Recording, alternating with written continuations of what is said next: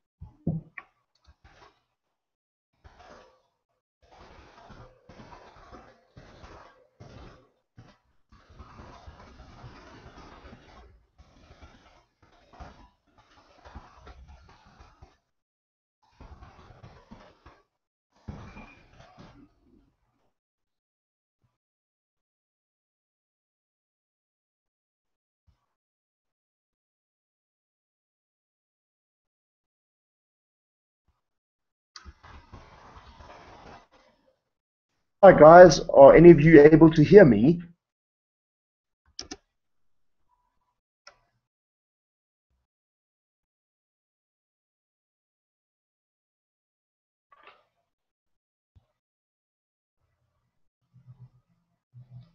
All right. I see little lights going on my uh, dashboard, which means it's probably working. So, is it working? Can you hear me?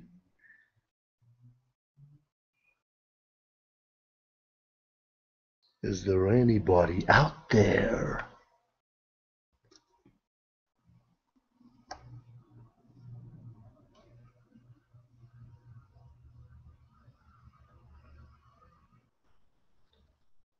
Alrighty, let's start.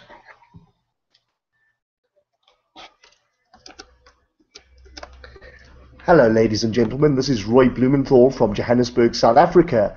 I'm looking at how you use Sketch Club on the iPad for digital visual facilitation. Well, that's the topic anyway. The reality of it is that it's not so much about Sketch Club, it's really about the digital workflow.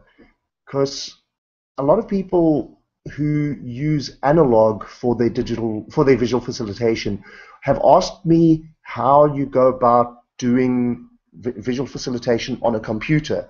So this is really my look at that, and it comes as a specific response to a question online where somebody said, how do I use Sketch Club? Or somebody actually said, which is the best app to use for visual facilitation on an iPad?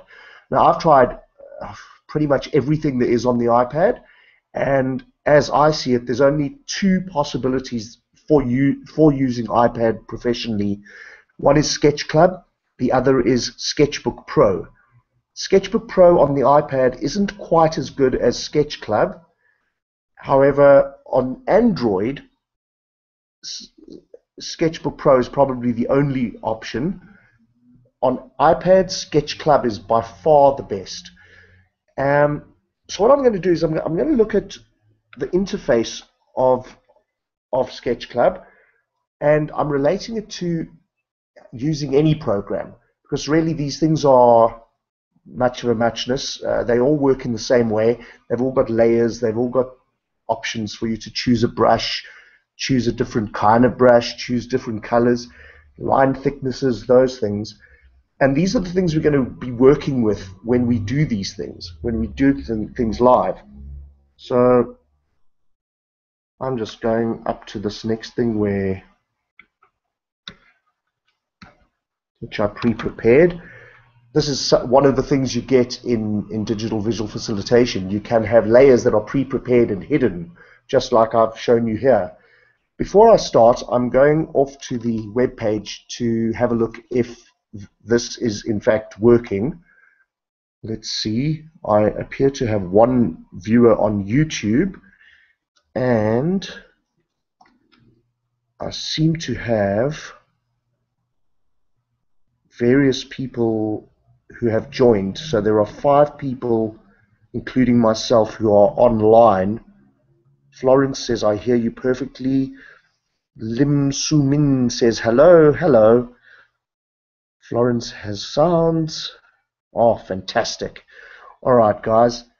So I'm going to toggle between my Photoshop interface and this web interface to see if there are any questions.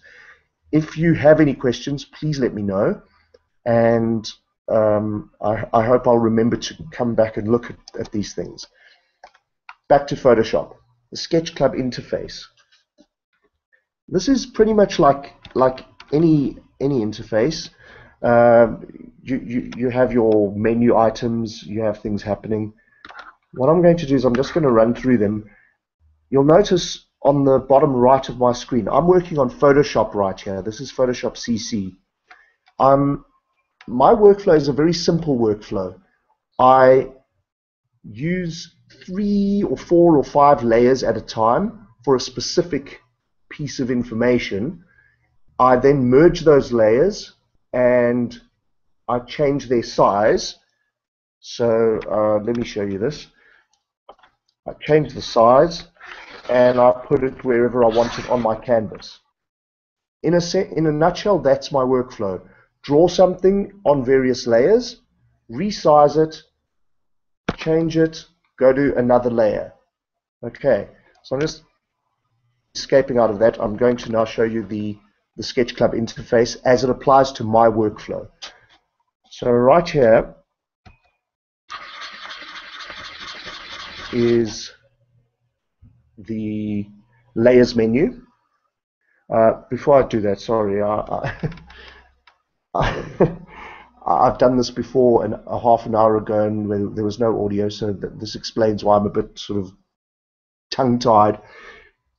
This layer here, I've already set the opacity to 45%, and I'm just using a light blue, and that's how I'm highlighting this. I'm now erasing that, and I'm going on to the next item on the menu bar, which, thank you. Please be patient. Roy will be with you shortly. There we go. This is the undo, redo portion of Sketch Club. Very important. Oh, I see what's happening. Every time I use my... Okay, I will not do that then. You select your brush. There's a thing that says Tools.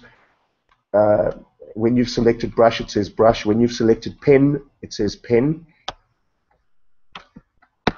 I use the following 3 tools pretty much all the time. I use, on Sketch Club, I use pen, I use brush, and I use eraser. Those 3 things are the foundation of all of my digital work on any interface. So the pen is for my line work. I normally set that to black and it's thin. The brush is for coloring, and it's usually quite a fat brush, and I use it specifically for creating the color of my various items. The eraser I use for on the color layer. I use that for removing bits and pieces of color that I don't want flooding over the line. So that's what that's all about. This here on Sketch Club is the properties of the particular tool you're using. So you select your brush. In my case, I use a cross-hatching brush like that. And in the settings, I make sure that it's randomized and flood fills the entire screen whenever I touch it. So if you've ever seen my cartoons using Sketch Club, that's how I get that effect. This next tool here I don't actually use at all. This is a mirroring tool. So if I draw a circle on screen, the mirroring tool allows it to mirror on the other side, and there are various mirroring options. I don't use it ever. It's not really pointless to me. Color you use a lot, and in Sketch Club there is a little thing on the bottom right under the picture, so you have to resize the picture. This is the picture here. You have to resize the picture so that it leaves these areas exposed, and you'll see those three things. This one at the bottom right is a color palette. When you press it, up comes your color palette. You long press each color to get your options of what color you want to be in that position. So that's a very useful thing on Sketch Club. This is obviously useful. It takes you full screen with no menu bars. This has something unique to Sketch Club. It allows you to share a live Sketch Club session with other people who use Sketch Club. I'm just removing those highlights.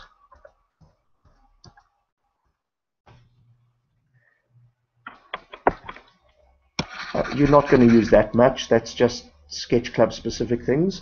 This one here, you're going to use quite a lot in a session. So you want to basically pre-prepare canvases. So very much like you see on this, I have a canvas that's already pre-set up. Generally, I'll have things like a client logo somewhere on my page, and I'll normally have it hand painted, so that it all looks and feels the same at the end of my session, so people know that this entire thing was created by me. I'll also, just out of interest, I use this little thing here, Pixel Dropper, on Photoshop. This is one of the reasons I use Photoshop professionally. I can drag entire things onto my canvas that are pre-created. So let's see. That should take a short amount of time to show. It looks like something's crashing.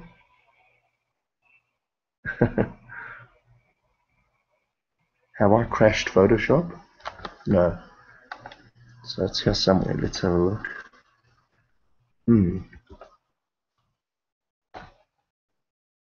Certain way that things appeared. Looks like it didn't appear. Oh, really? And I'm showing people things. There it goes. So I can move this.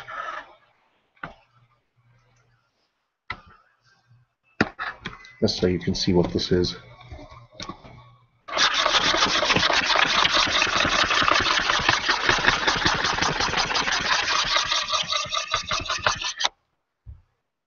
Right, forget about that. That's something very cool about Photoshop.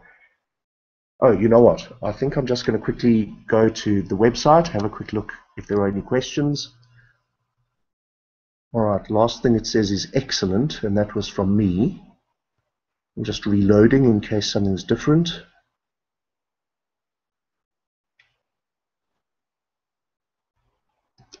Nothing there. Nothing here. Right, so I'll carry on.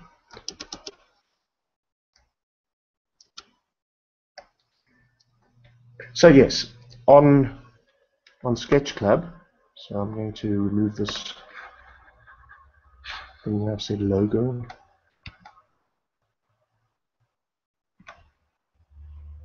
On Sketch Club, you're going to be using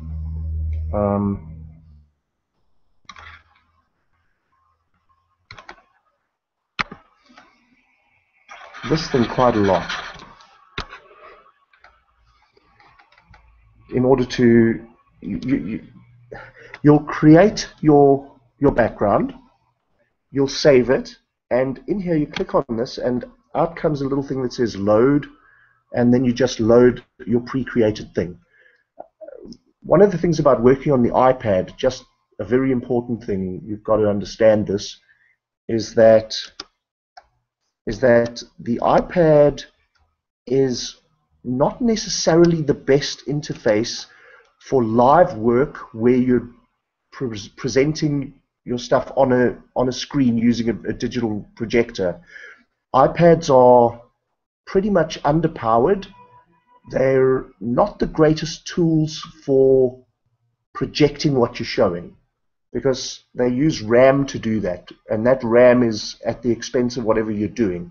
So the higher resolution you're drawing at, the more RAM you're using in the application you're using, and the more RAM you'll use when you're projecting. So just be very wary of using your iPad in a projection scenario if you're using high res. And you should be using high res, because that's one of the benefits of digital. Yeah, this answers one of Florence's questions. Florence, digital is superb because everything I do on Photoshop can be pretty much printed roughly the size of a door, and it'll still be very, very high resolution. There'll be no fuzziness. Even double the size of a door. You can make it a queen-size bed or a king-size bed, and it'll still be very, very legible. You can even go up to sort of billboard size, depending on how much memory and RAM your computer has. On an iPad, you can't do any of that. You've got to be very careful. But the highest res you can go for it. And if you're not projecting, Sketch Club is absolutely fine. You can do some really interesting stuff. So pre-produce your background. When you come to the gig, you open your background, and at a certain point, when your picture's done, you're going to have to save that and then reopen your pre-produced background. On the iPad, I normally in Sketch Club I do 2 or 3 pre-saved backgrounds that are identical, but just in different empty slots, so that in case I forget and do something stupid like save over a blank canvas, and I don't have any canvases left anymore, that's really the worst thing you can do. So I pre-produce many of them so that I've got one or two in stock if I do something silly. I hope that's helpful. Let's go on to the workflow itself. Let me see what I was going for here.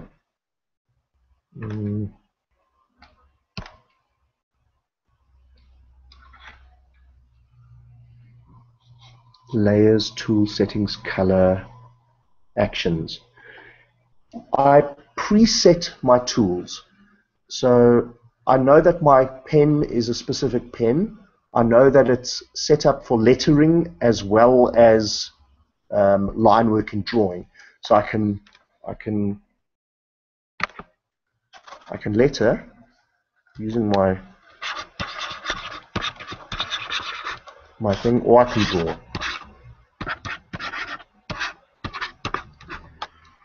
And my ink brush, my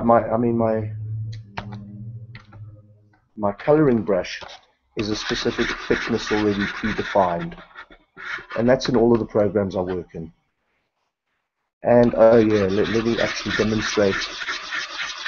Oh yeah, I'm just going to make this more apparent to you. This is line. This is color. Now I use my eraser to neaten things up, so I don't worry about the outline. So you just saw something. It's a very simple thing to do. Right now I'm using my stylus. On Sketch Club, I would hit the brush tool, find eraser, do my erasing, hit the brush tool again or the pen tool, depending on what I'm doing. I want to show you the importance of layers.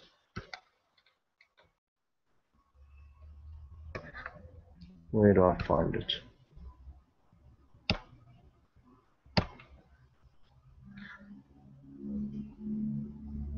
Layers dialog.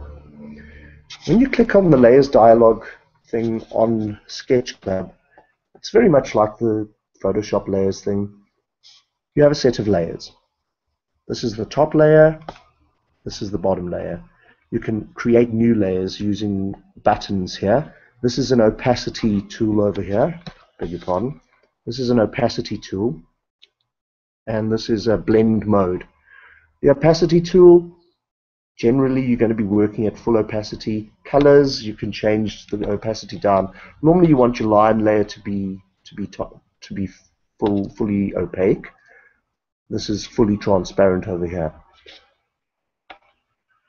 Just want to give you the metaphor of how layers work. Some people, especially coming from analog, you don't know how this whole layers thing works.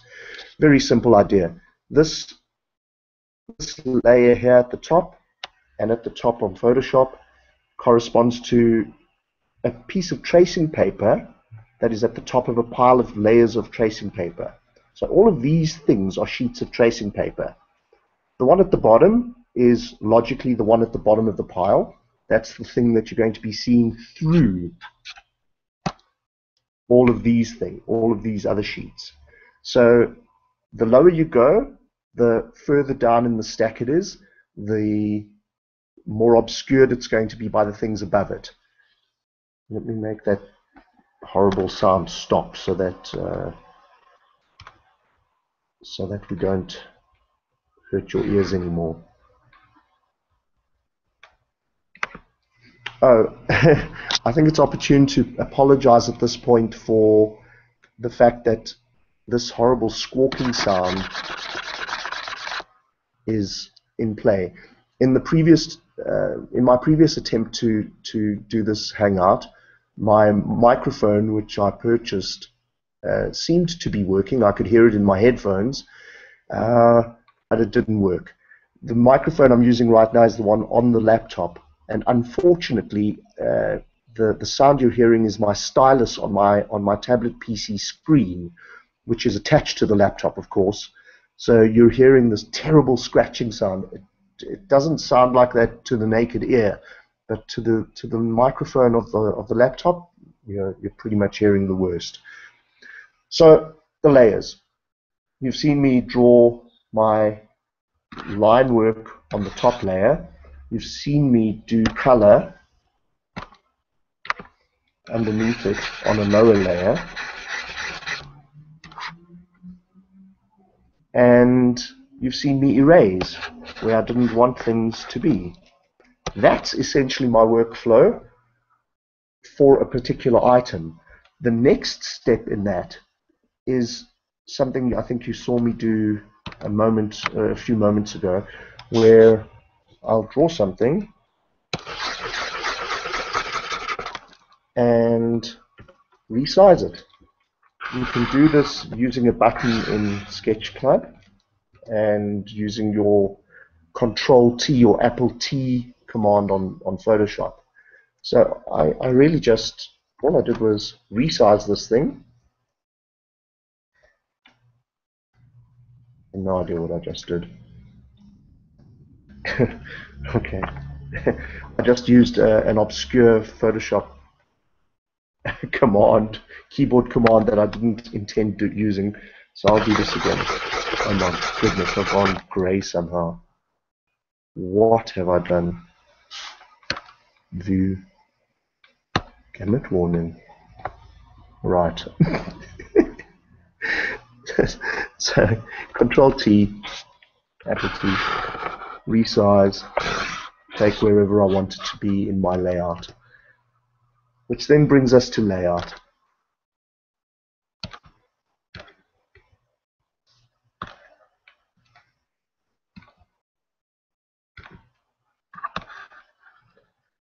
In a normal visual facilitation, you've got your piece of paper, and you pretty much know exactly how long the session's going to be, so you pre-plan in your head where things are going. It's the same in a digital visual facilitation, except that you've got a few more helpers in the mix. In my case, in Photoshop, I pre-produce several backgrounds. Let's have a look if I've got some I can show you. And you see it says Eskom Stellar background. Let's see if I've got, okay, they're all, there it says Vodacom Lesotho backdrop 5. So I will pre-prepare, in that particular case, I've pre-prepared 5 of those.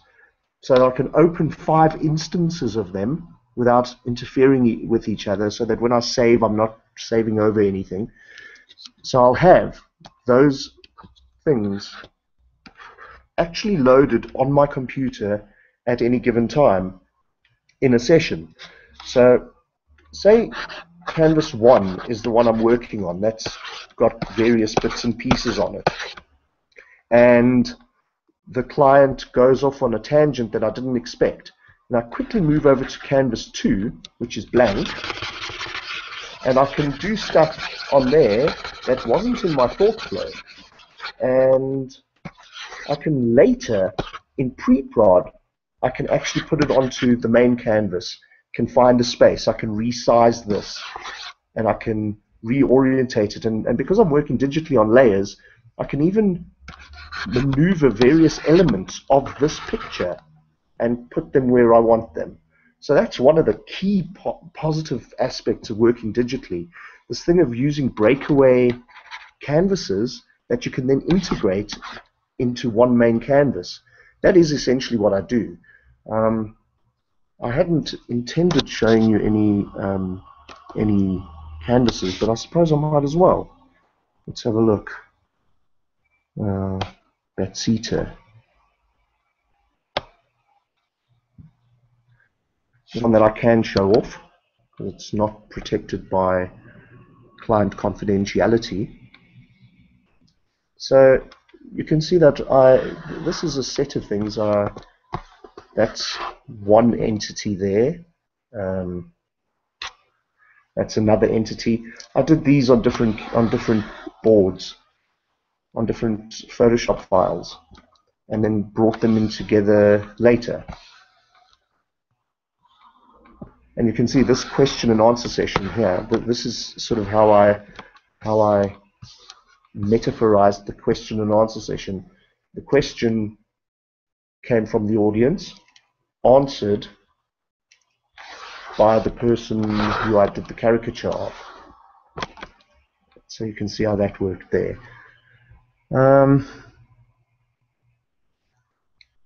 Oh, you can't see that. Damn. Hold on. Excuse me one moment while I share that particular screen with you.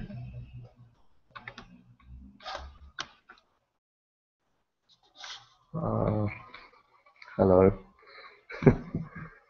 Where is the screen? Screen. Don't you love the way someone looks intently at a screen? Right. Each of these elements was a different Photoshop file. And this here was the question and answer session I was mentioning, where I used that as the metaphor. So the person answering, the person questioning.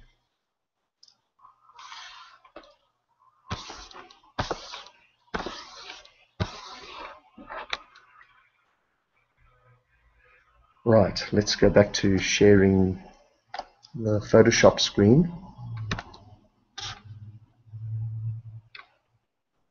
Please be patient.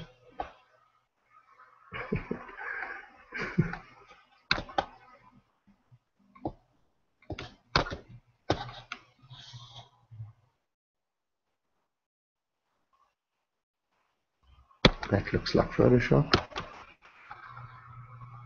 Yes, it does. I'm heading off to have a look at questions, if there are any.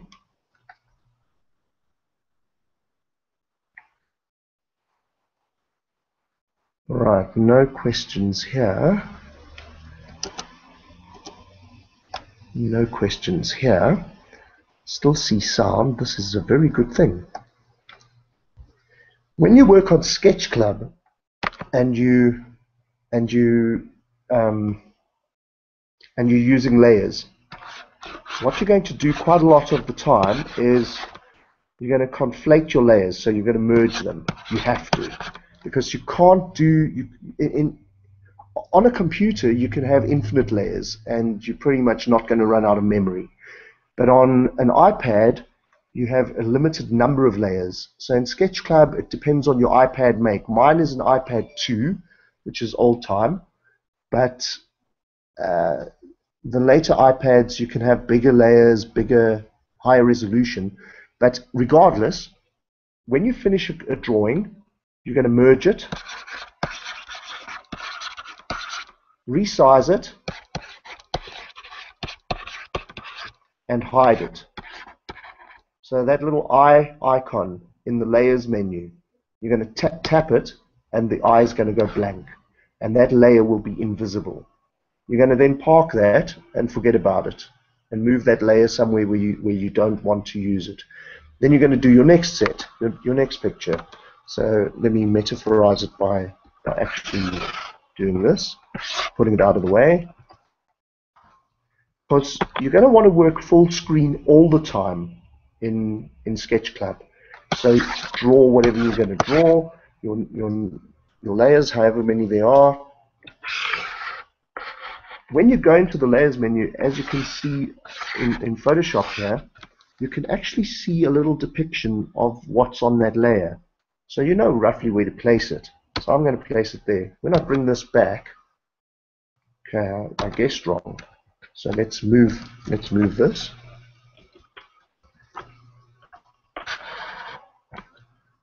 So that when I do my next drawing, I know roughly where to place that.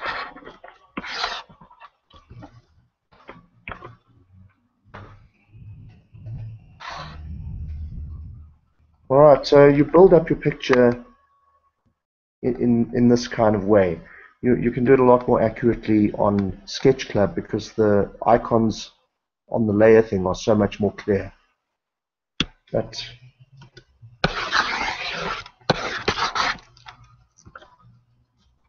you also don't even have to switch them off, by the way. You can leave them visible. But I find on Sketch Club and in Photoshop, on Sketch Club on the iPad, you pretty much have to switch them off because you don't have enough screen real estate to work with. Oh yes, I would like to address layout and design. The way I prefer to work is I prefer my stuff to have something central like a headline and a central image, and then everything else kind of deals with that. So the headline, I want people's eye to be attracted to the headline and the key picture. So that's the main part of the thing. I want that to capture attention, and then I want some kind of a logical flow. So 1, 2, 3. So I kind of use the convention of clockwise, anti-clockwise for time. So this is first, this is last. And that's how I order my things. One of the other things I do is I pre-create concept clusters before the gig. So I know that concept 1 is this color, concept 2 is that color, concept 3 is that color. And while I'm listening to, say, a particular set of, say this is one entity, I'm listening for the concepts in that. So I will be color coding things as I hear them. So I'll use the background. You see, I'm using the eyedropper here. Didn't work, did it?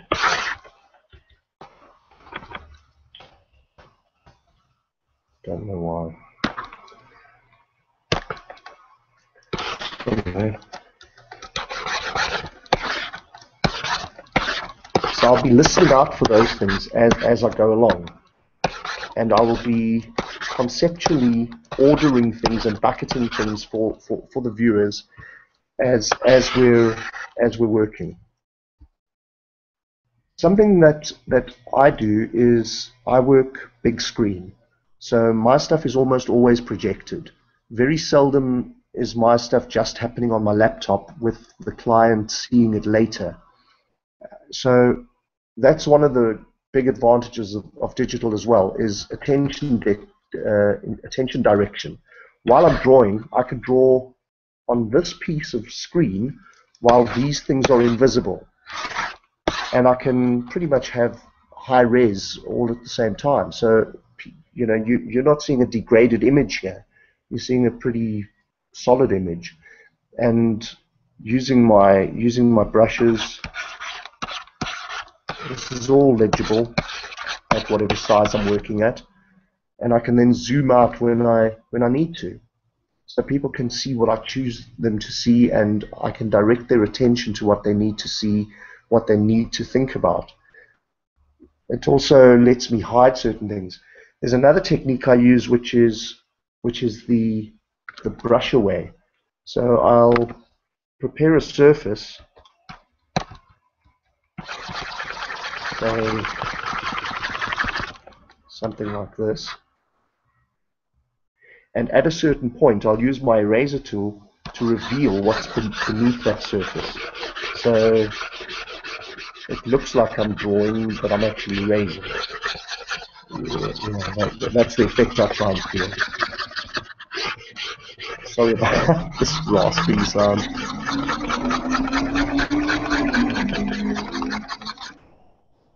Guys, I suspect I've come to the end of what I think I can say about this in this particular session.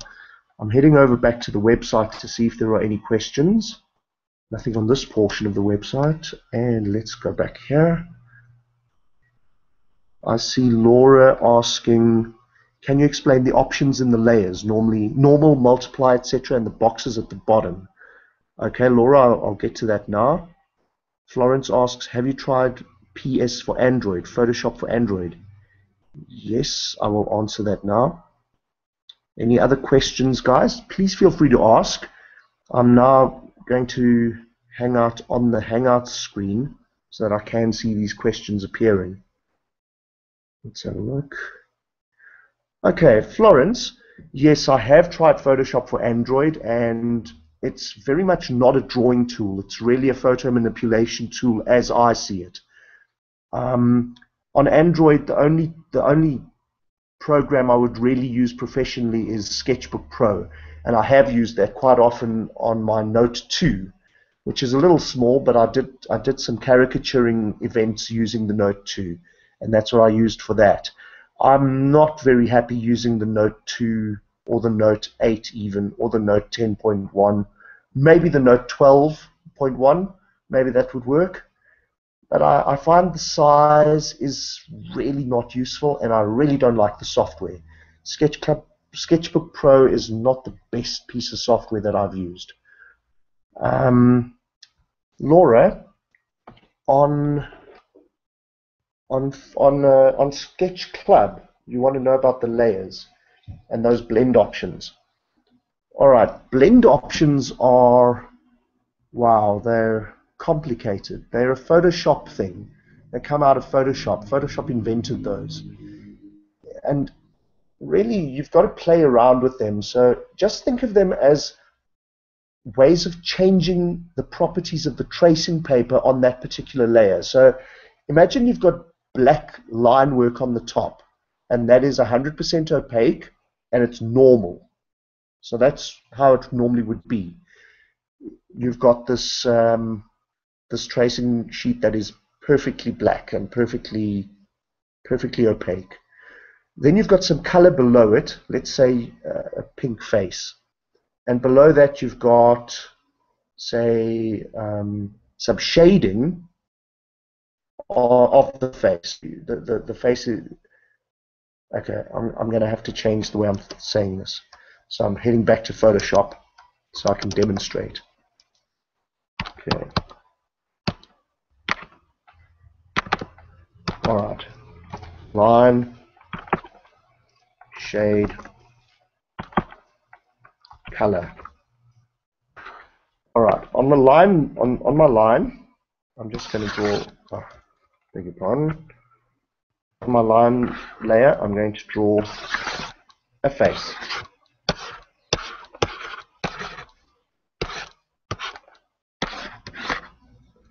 Right. On my color layer, I'm just going to do some nice pink shading there. Let's just erase a tiny amount of it just so you can see some consistency in what I'm saying, what I do. Okay, now I want to shade. So I'm going to use, say, gray.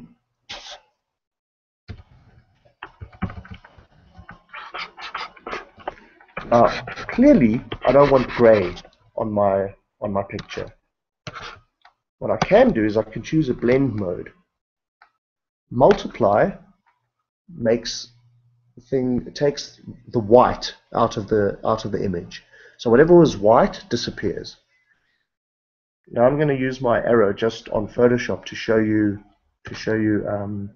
what the various things do. So let's go to normal, dissolve. Dissolve is a function of opacity. So I'm just going to make that 72%. So normal, dissolve. Darken, you can understand what that means. Multiply removes all white, so it leaves only the darker parts. Color burn, this is from the photographic studio days. This is where you let more light in, so it's essentially turning that gray layer into a pink magnifier, so it's making the pink darker. Linear burn is just another way of looking at the light. Lighten is like screen, just slightly different. Screen removes all black, so it makes things lighter than it used to be.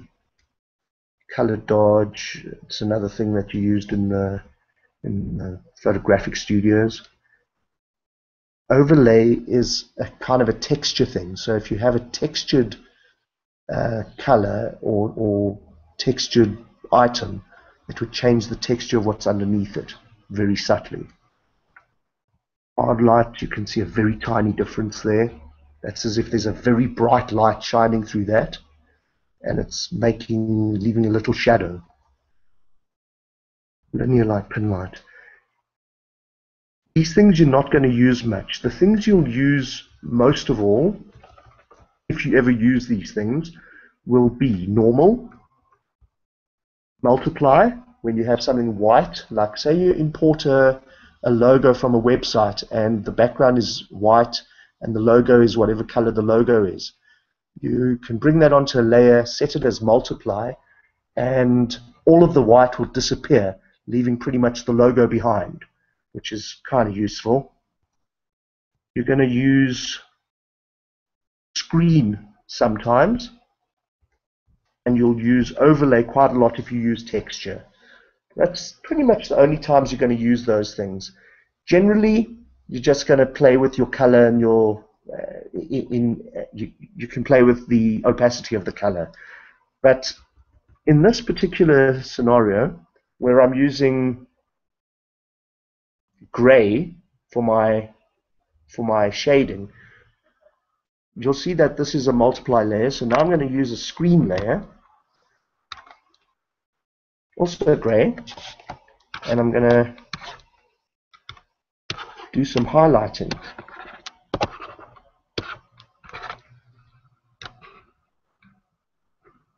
Change the opacity, and I can do that sort of thing.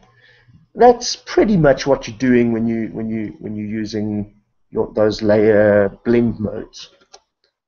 Heading back to the website for questions. Laura, did I answer those questions? Oh wait, and the boxes at the bottom. I'm just going to look at those boxes. Load image, color fill, filter, copy down, clear, transform, merge down. Oh, yes. Okay. In what do you call it? All right. In Photoshop, I can select all 4 of these layers, and I can right-click, and I can say merge layers. Now those 4 layers that made up this picture are now one single layer, and I can switch that on or off. In Sketch Club, you can only merge one layer down at a time. So you've got to start at the top layer and you hit the button at the bottom right that says merge down, and you do that 4 times to get one single image like this. Right? Now let's say I like this image, I don't want to mess it up, but I do want to play with it. But I want it preserved for some reason for my final layout. On Photoshop, I can just drag it onto the make new thing. So I've made a copy. So you'll see that that's a copy. So I have 2 copies now. So I can manipulate the one copy and still have the previous copy, so it's not damaged. Killing it. On Sketch Club, to do that, you hit copy down. Now this is a very important aspect to know about that. In that box, in those boxes of your layers, if you've got anything, so say this is the layer you want to copy down.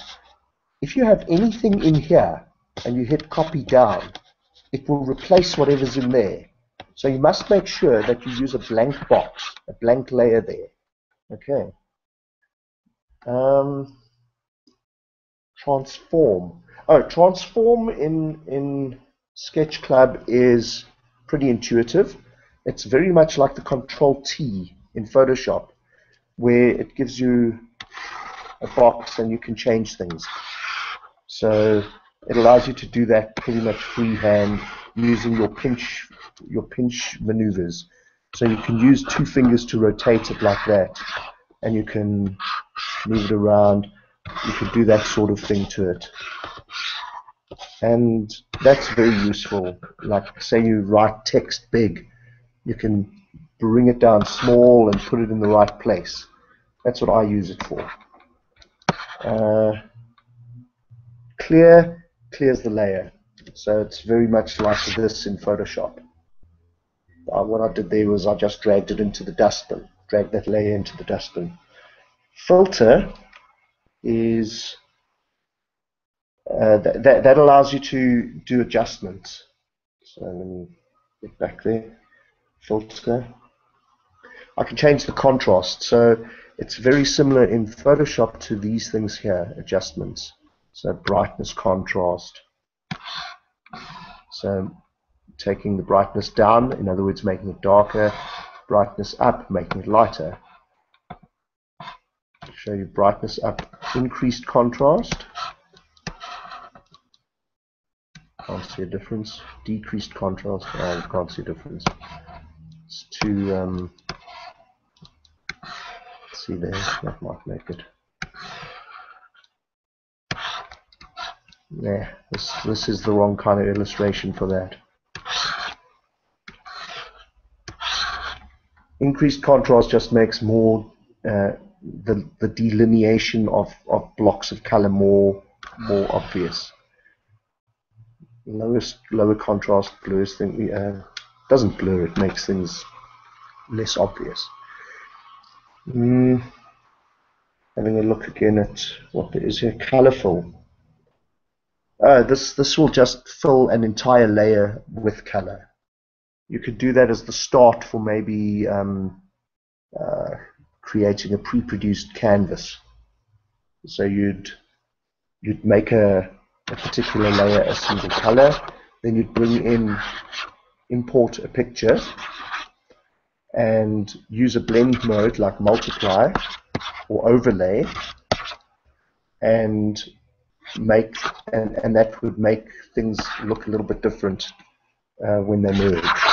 So you'd have like a different kind of texture, and then you can bring your logo in, and then you save it using that little action thing at the top right, so that you can then bring that in and load it as a new canvas for the next pick. Back to the questions. Sounds basic, but how do you make layers go behind or in front of one another? Aha. All right, Laura. In Sketch Club, it's very similar to Photoshop. In Sketch Club, there is. Let me just go to a different color here. In Sketch Club, you've got your box and a little set of 3 lines like that. You press and hold those 3 lines and move that entire box. So you'll see when you press and hold it, it'll start moving. So you can move that layer above or below another layer. So what I'm doing here now is, in Photoshop, I'm just grabbing a layer and dragging it. If you look bottom right, you'll see that I'm dragging this layer down. Okay, so it's moved. The same thing happens with Sketch Club. I'm just switching on another layer here.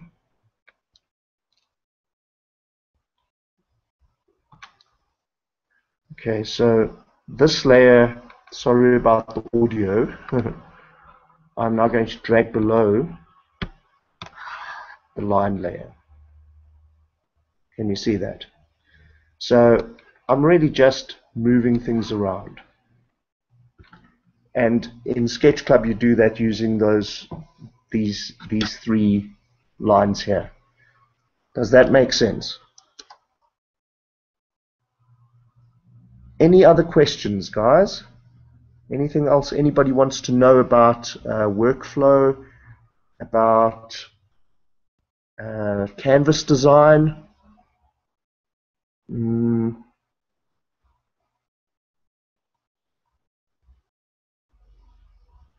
Anything at all? I think right now I'm going to play some music.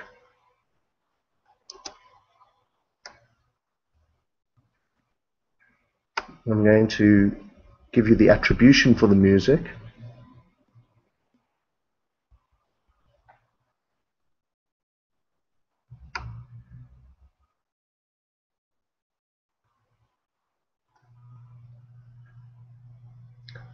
This music is by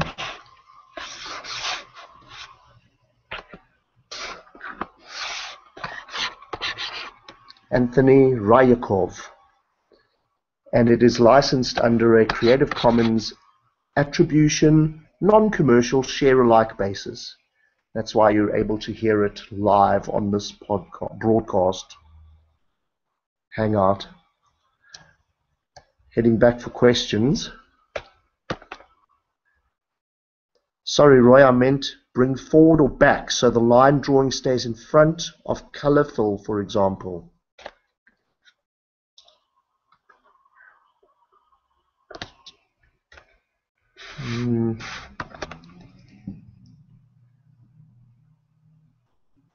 How do you make layers go behind or in front of one another? I meant bring forward or back so the line drawing stays in front of color fill, for example. Okay, I'm killing this music. I don't know if you can hear it. Let me see if I understand what you mean. Okay.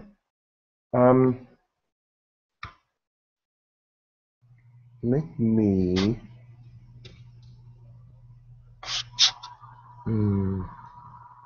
okay, I'm just going to open another file. Say this one.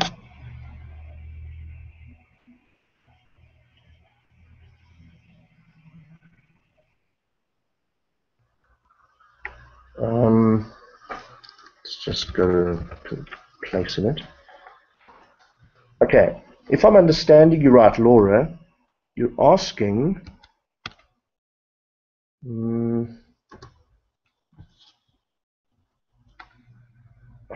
okay,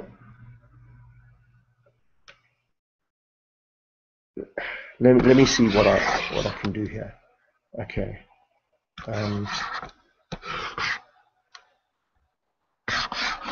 let's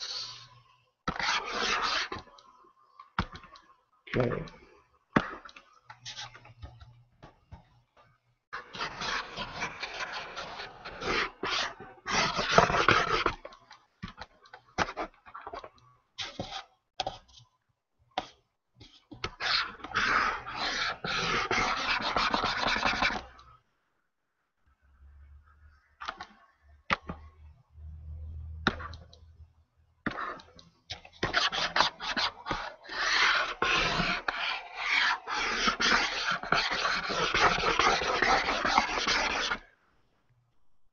Okay, so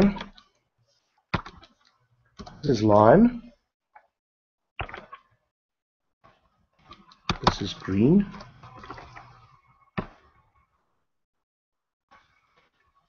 this is, what color would I call that? Brick.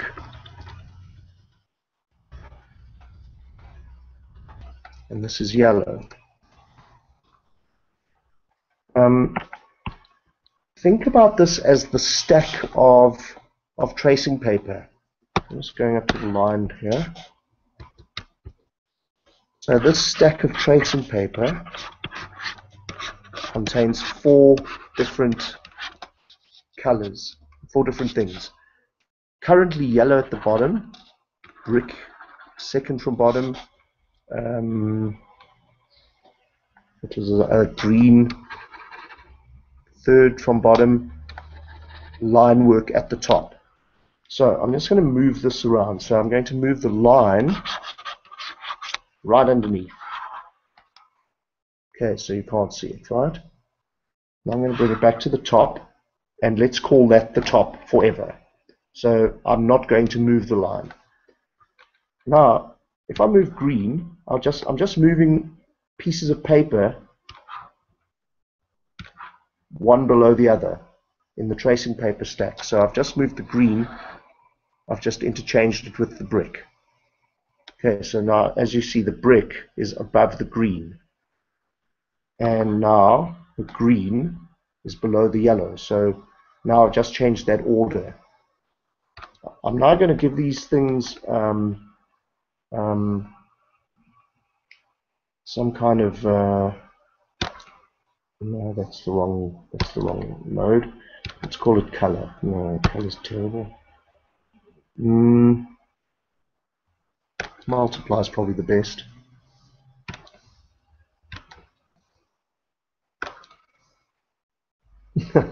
Probably not the best.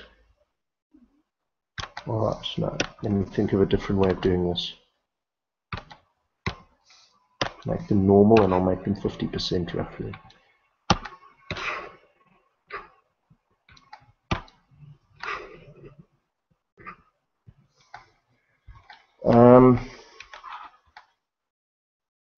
No, that's not really working.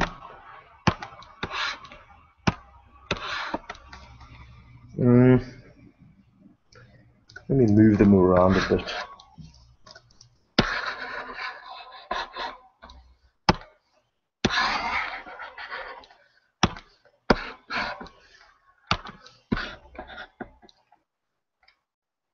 So that when I move them around, you can see a little bit better what's obscuring what. I'm not sure if I'm answering your question, but it sounds like you're saying moving things in front of, where the metaphor for me is moving things from the top to the bottom. Like when you drew the face, the pink fill seemed to automatically go behind the black line drawing. Okay, got that. All right, Laura, yeah, that I think I might be answering your question. So what I did was, my workflow says the line work always goes on the top layer. So always. So this top layer is always going to be black line work. Then I go to the layer below it. So I choose the layer below it. As you see, I'm choosing the yellow layer right now. So to do coloring on the yellow layer, I'm literally going underneath the black layer. So it automatically, so if I remove that black line, you'll see the yellow that I've just drawn. Now I remove the yellow line, you see the yellow that I drew has disappeared. So I'm basically, I draw my face,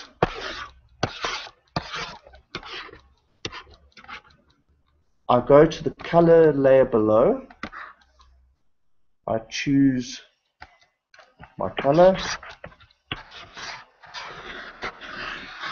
Now I'm working on the layer below, so that's why this is bleeding out from underneath the black line.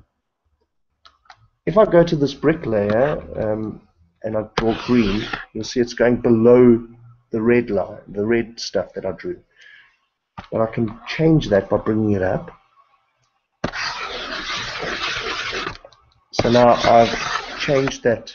Now what I'm going to do is I'm just going to raise the eyes so that you can see what's going on here. Can you see what I did? I drew that color, I erased some, so that's why you can see the red coming through that little entity. Making sense? Heading back to the questions. Fantastic, thanks. I'm much clearer. Awesome. Does anybody else have any questions? Because I sense that we might be close to finishing, but do let me know if you would like me to continue. Is there anything else that needs covering? I'll close by saying that, unless another question appears, I'll close by saying that the most important thing for you to do is to practice the workflow. So the things that you need to do are working out your discipline regarding these layers. So you're pretty much going to cluster everything in line and color layers. Then what you're going to do is you're going to merge those layers. You're going to transform what you've drawn, and then you're going to start another set of 3 layers. Okay, so, or however many layers you use, line, color 1, background, call it. Okay, where you work on the, so your next drawing starts with you, oh, bloody hell, excuse me, starts with you drawing on that line layer, going to the color layer, merging those 3, transforming them, well, that new layer, and making a new layer, which you then do your color work on, your line work on, put a color layer below it,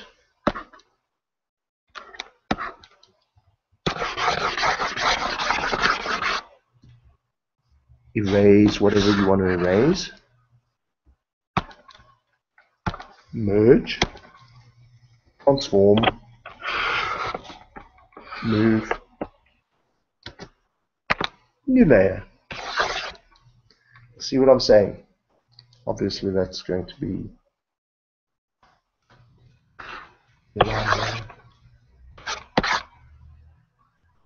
new layer, color layer.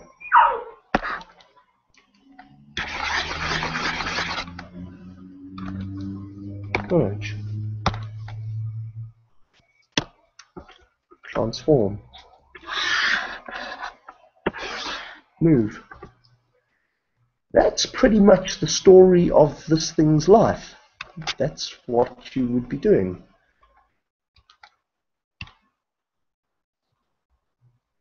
I sincerely hope this has been useful. Laura's saying yes, all makes sense. Florence is saying, great Roy, thanks so much for sharing. I'm more clear about how I want to use the tools. Any other comments? Because I think the Hangout is drawing to an end. Also, I can hear my dog barking, and that means she's asking for a walk. So I think I will be saying adios, good night, have a lovely week. Thank you so much for joining me in the Hangouts, and I'm so sorry that the first one didn't work. Guys, thank you very much. Have a lovely time, and I hope you use digital in your work from now on. Bye-bye. Au revoir.